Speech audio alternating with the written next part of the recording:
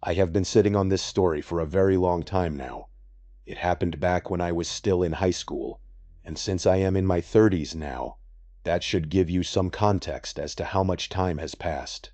I am going to refrain from using my real name, and I am also going to change the real names of all my friends in this story. The reason for this is simple. You can easily look up the place I am about to describe online, and even though it has been years, I still do not know if we could get into some kind of legal trouble for what we did that night. So, it is definitely best to avoid using any real names just in case. In my hometown, there used to be an abandoned military base. If you do some research online, you will find out that this base was primarily used during the Cold War and World War II. At one point, over 200 military families lived there. It was basically a complete, self-sustaining small community. I am sure military bases all across the country have these types of small neighborhoods for families, but seeing one completely abandoned and left to rot still seemed incredibly weird to me. This entire village was officially abandoned in 1984, and it was just left sitting there, slowly decaying, until 2014, when the local government finally decided to tear it all down. Growing up as a kid in this area, we would constantly hear ghost stories about the abandoned village. I had heard every single type of urban legend you could possibly imagine. People would talk about demonic cults gathering there in the middle of the night to perform strange rituals. Others claimed that there were top-secret military experiments being performed deep underground in hidden bunkers. Anyone who lived anywhere near this area knew all about the abandoned village. It was almost like a lost piece of local history, shrouded in mystery. When I was in middle school, I remember my older brother coming into my bedroom one night.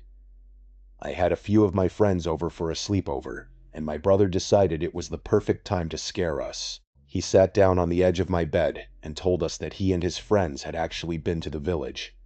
At first, we did not believe him at all. We figured he was just trying to sound cool. But then, he started describing in detail exactly what he saw. He looked genuinely terrified as he spoke, although looking back, I am sure that was just a very convincing act to mess with our heads. He started telling us about the old church in the center of the village. He said the church had a hidden trapdoor on the floor, right next to the altar. He swore to us that when he stood near it, he could hear muffled moans and desperate screams coming from deep within the church basement. After laying it on thick for a while, he finally had all of us completely believing him. His highly irrational story just added to the already mysterious lore of the abandoned village. For years, my friends and I would share stories about this place. We always made a pact that once we were old enough to drive, we would go and investigate it ourselves. All through high school, we talked about exploring the village, but we never actually went through with it. There were two main reasons why we kept putting it off. First, we did not really know the exact location of the village. We knew the general area, but that was not nearly enough to go on. We knew it was somewhere near the local airport, but there is a massive amount of land around that airport, and almost all of it is covered in heavy brush and blocked off by no trespassing signs. Second, even though the village was completely abandoned, it was still technically government property. We had absolutely no idea what kind of trouble we would be in if the military or the local police caught us trespassing on an old base. Then, on one cool spring night during our senior year of high school, everything changed. One of my closest friends, Alex, came up to us with a massive grin on his face. He told us that he had finally figured out exactly where the entrance to the abandoned village was. Naturally, we did not believe him. We figured he was just talking big. But Alex insisted. He told us that someone he knew had actually been there recently, and had shared the precise coordinates and directions with him. I was so confident that Alex was just making the whole thing up that I made a bet with him. I told him we should go right then and investigate. I fully assumed that we would drive around in circles, fail to find the entrance, and then go home. So that night, around 11 p.m., we all piled into my car and made the 15-minute drive to the approximate area. As we got closer, it became very clear that Alex was not nearly as confident about the location as he had claimed to be. He kept staring out the window into the pitch-black woods, looking extremely confused. He kept telling me to pull over. Every 2 feet he would point into the darkness and say that he thought this was the spot. But every single time, it would just turn out to be a dead end or a random clump of trees. Just as I was about to give up and turn the car around, we found an extremely overgrown dirt road cutting through the tree line. Alex pointed at it and claimed that this absolutely had to be the path. Right at the entrance of the road, there was a beat-up old no trespassing sign that was almost completely covered by overgrown tree branches. Since we were in my car, and my license plate was fully visible, I started to get really nervous about going any further. I did not want my car getting towed, and I certainly did not want to get arrested. But Alex and my other friend, Nick, were 100% down to keep driving forward. Getting in trouble was not even a thought in their minds. They were fueled by pure adrenaline. They kept going back to the exact same argument. They reminded me that we had been talking about exploring this place basically our entire lives, so we might as well finally do it. They eventually managed to talk me into it. I put the car in drive and started to slowly creep down the dirt road. To avoid drawing any attention to ourselves, I turned off my headlights. I basically just let the car roll forward under its own idling power down the bumpy dirt path, relying entirely on the faint moonlight filtering through the trees. After rolling for a few minutes, we suddenly came to one of those metal roadblock gates, the kind that goes up and down to block traffic. Obviously, there was nobody stationed at the little security booth next to the gate, so I had to put the car in park, step out into the freezing night air, and manually lift the heavy metal gate myself. This is where things started to get really weird. As we continued driving past the gate, we noticed a massive amount of furniture littered all along the side of the dirt road. There were mattresses, bed frames, wooden dressers, kitchen tables, and broken chairs. It was basically anything you could think of, just dumped haphazardly in the dirt. It looked like an entire neighborhood had cleared out their homes and thrown everything into the woods. A few hundred yards later, we ran into a second roadblock gate.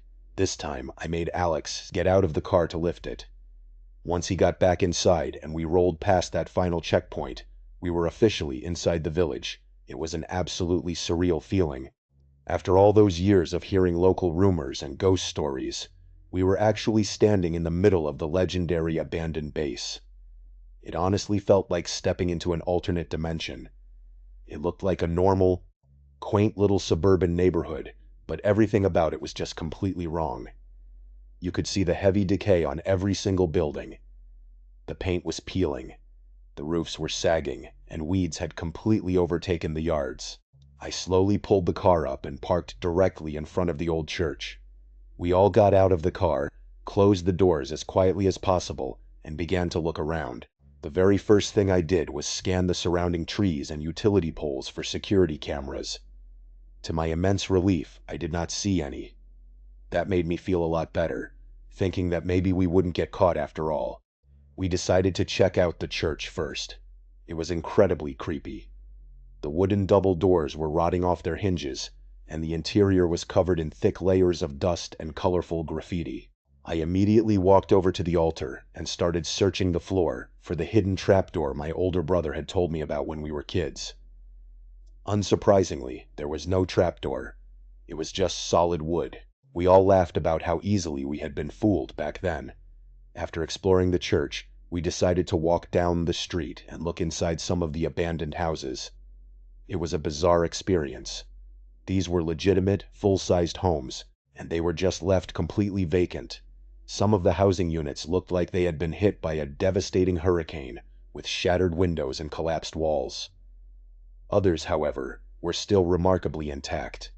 Strangely enough, the houses that were still fully intact were far creepier than the ruined ones. They looked like the residents had just vanished into thin air. Our friend Scott was with us, and the entire time we were walking around, he was absolutely freaking out. He kept looking over his shoulder, claiming that he could feel someone watching us. Scott was always the jumpy one in our group, so we did not take him very seriously. We kept telling him that his imagination was just playing tricks on him because of the creepy atmosphere. But while we were standing inside one of the intact houses, we all stopped dead in our tracks. We heard a very distinct unnatural sound coming from upstairs. It did not sound like the typical settling noises an old house makes. It sounded like the slow, heavy creaking of wood, exactly like the sound of someone walking carefully across the floorboards directly above us. I whispered to my friends, asking if they had heard that. They all nodded, their faces completely pale. Instead of staying quiet and listening to see if the sound would happen again, Alex suddenly shouted out into the darkness, asking if anyone was up there. Instantly, the creaking noise stopped. We all stood frozen in that dark living room for what felt like an eternity, trying to whisper and figure out what we had just heard. I truly did not know what to think. Alex and Nick tried to play it cool, arguing that it was just an old, decaying house making normal noises. But Scott was completely convinced that we were not alone. Honestly, I agreed with Scott. I had an incredibly bad feeling in my gut, and I told the group that I wanted to leave immediately. Since I was the one who drove, they did not have much of a choice. As we started making our way back toward the front door, Scott suddenly gasped and jumped back. He pointed a trembling finger toward one of the windows on the side of the house. Through the dusty glass, we could clearly see 3 distinct shadows moving on the exterior wall of the house next door. They were unmistakably the shadows of human heads, moving slowly and quietly. We all went dead silent. Our breathing stopped. I slowly and quietly stepped closer to the window to get a better look outside. As I peeked out, I watched the shadows glide across the wall and disappear into the backyard of the house we were currently standing in. They were circling around to the back of our building. I turned to the guys and whispered as softly as I could that we needed to make a run for the car right now. Everyone nodded. Without a second thought, we burst out of the front door and began sprinting at full speed toward where my car was parked. Once the car came into view, Scott, who was running in the lead, suddenly let out a blood-curdling scream. We all looked up, and my heart instantly dropped.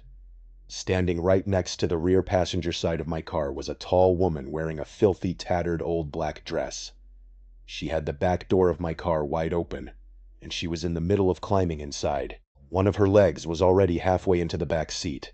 When she heard Scott scream, she froze. She looked up at us, let go of the car door, and bolted toward the church, disappearing inside the dark entrance. We did not stop running. We reached the car, and I quickly looked in the back seat to make sure she had not left anything behind, or that no one else was hiding back there. Thankfully, the car was empty. We all piled in, slammed the doors, and I started the engine. I threw the car into reverse, slammed on the gas, and took off as fast as possible. I was driving so fast down that bumpy dirt road that I lost control on the loose gravel and almost crashed the car into a tree. But we made it out. That night, we sat in a well-lit parking lot, trying to process what had just happened. The most logical explanation was that those people were homeless and were using the abandoned military base as a temporary shelter. That would make sense, except for one highly disturbing detail. Why was that woman in the black dress trying to get inside my vehicle? It is truly terrifying to think about, because we had been walking around that village for a very long time, and we never saw a single sign of life. We did not see any flashlights, we did not hear any voices, and we did not see any footprints. They had been watching us from the shadows the entire time, completely silent, until the moment we tried to leave. I am just incredibly thankful that Scott saw her and screamed. If we had arrived at the car just 10 seconds later, that woman would have been sitting in the dark back seat, waiting for us.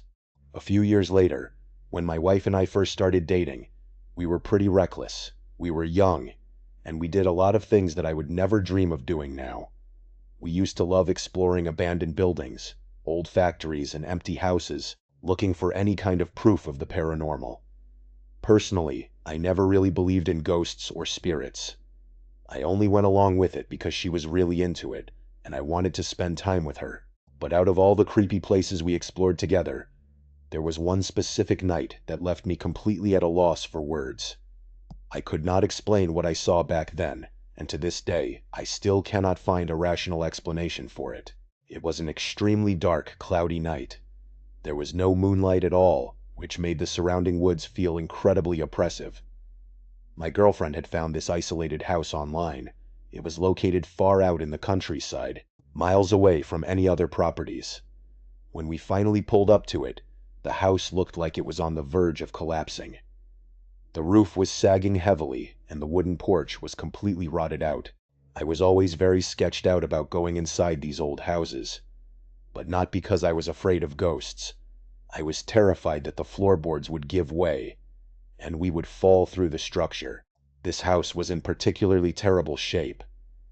The front door was boarded up with thick wooden planks, but I managed to kick it down with a few hard thrusts of my boot.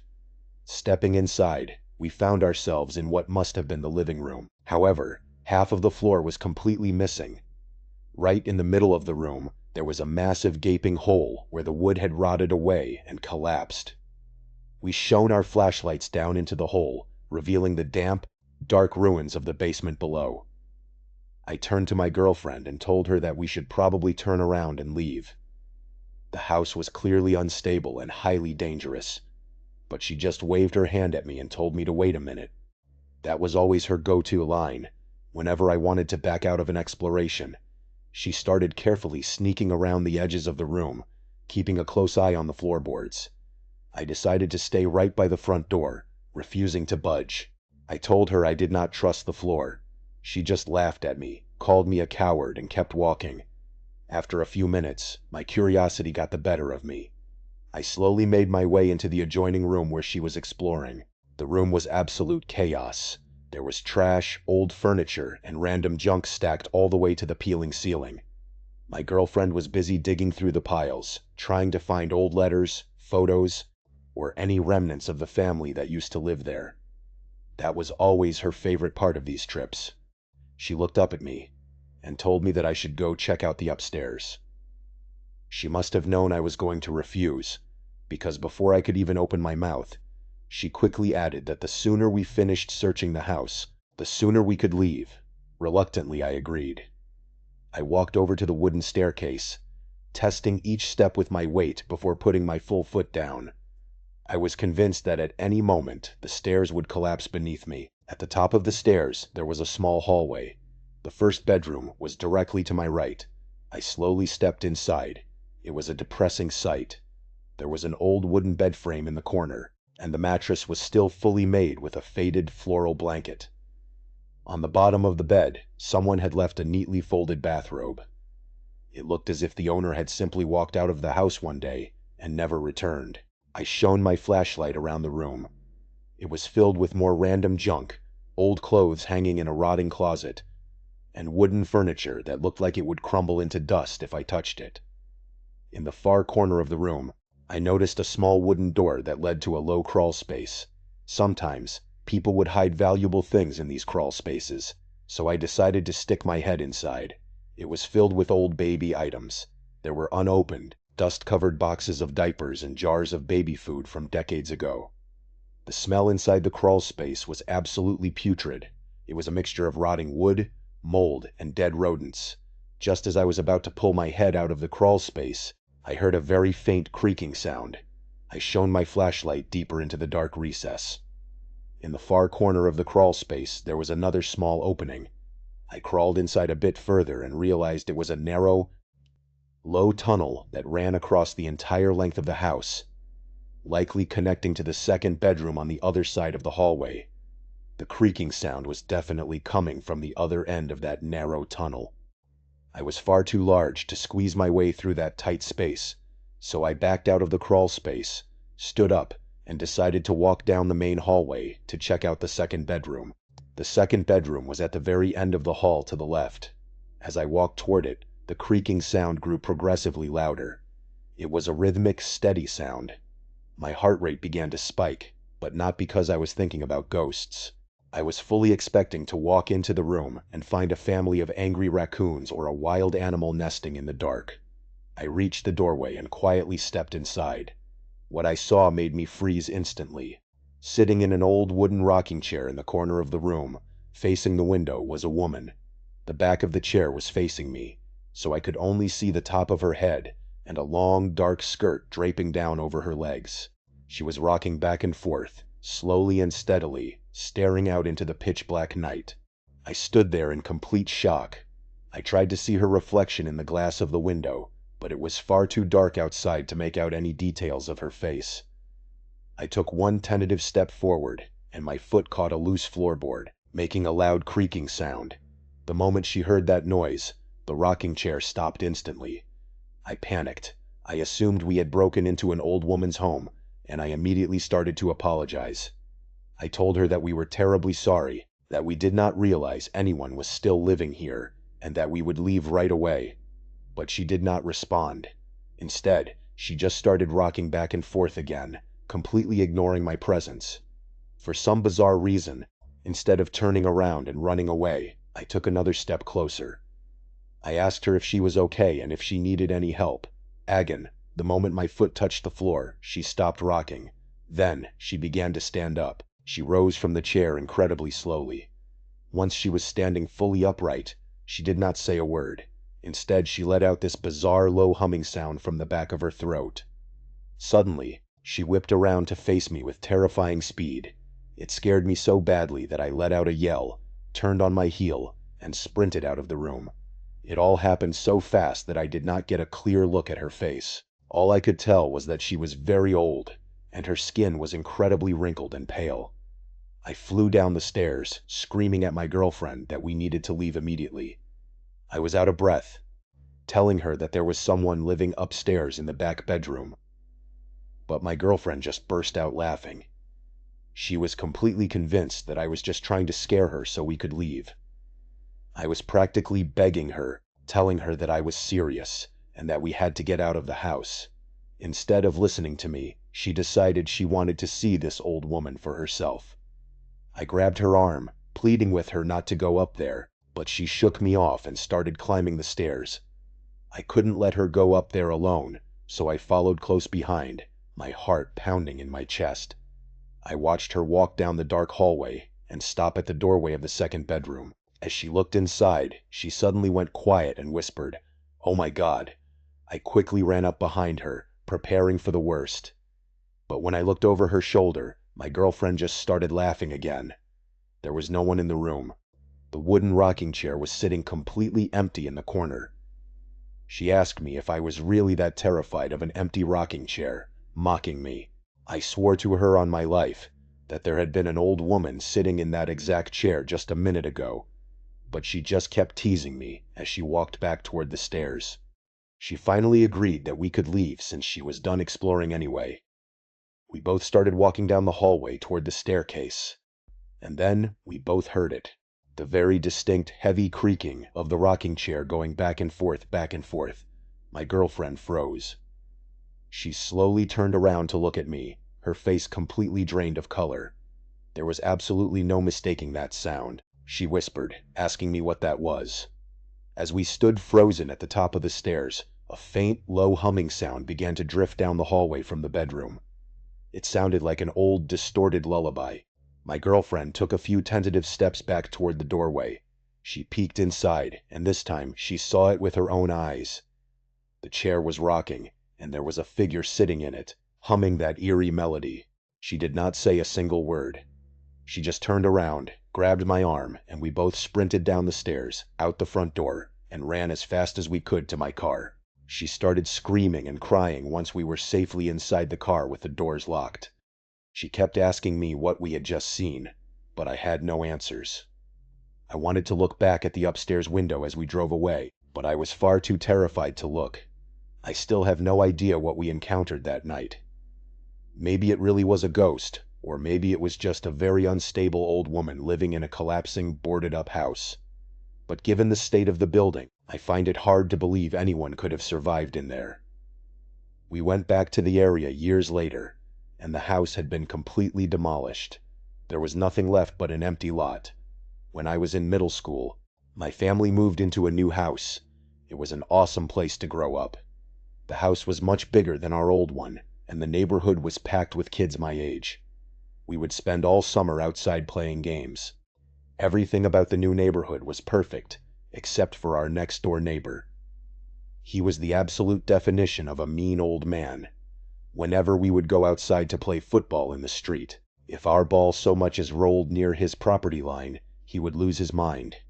He would stand at his front window, furiously banging on the glass and screaming at us to get off his lawn, even though we never actually stepped onto his grass. As an adult, I can understand not wanting kids running wild on your property. But we were good kids. We always respected his boundaries and kept our distance. It did not matter to him. The moment we stepped outside, he would be at that window, glaring at us and banging on the glass. It was like he was constantly watching us, waiting for us to make a mistake. This went on for about 6 months. And then, one day, the banging stopped. We did not see him at the window anymore. We did not see him coming or going. I remember jokingly telling my friends that the old man must have finally died. I didn't mean anything malicious by it. It was just the kind of dumb joke kids make. About a month later, my friend Joel was staying over at my house. We woke up early in the morning, while it was still pitch black outside. We heard a bunch of noise and saw red and blue lights flashing through my bedroom window. We looked outside, and right at that moment, we saw 2 paramedics wheeling a gurney out of the old man's house. On the gurney was a black, zipped-up body bag. I felt an immediate wave of intense guilt. We had been joking about him dying, and it turned out he actually had passed away. Based on how long it had been since we last saw him, he must have been dead inside that house for over a month, before anyone bothered to check on him. After his death, the house sat completely empty. The old man had a son who lived in another state, but he never came to clean out the property or put it on the market. All of the old man's belongings were just left exactly where they were.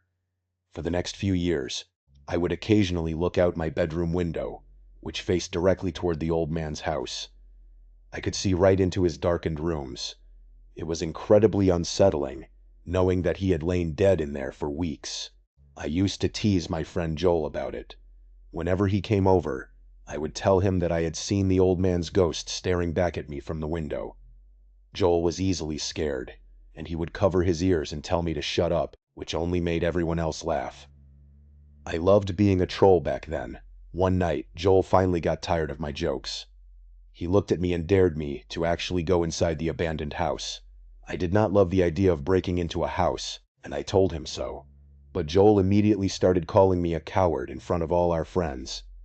After a moment of hesitation, I decided that sneaking in for a quick look wouldn't be a big deal. The house had been empty for years, and no one would ever know. I walked over to the house and tried the front door, hoping it might be unlocked.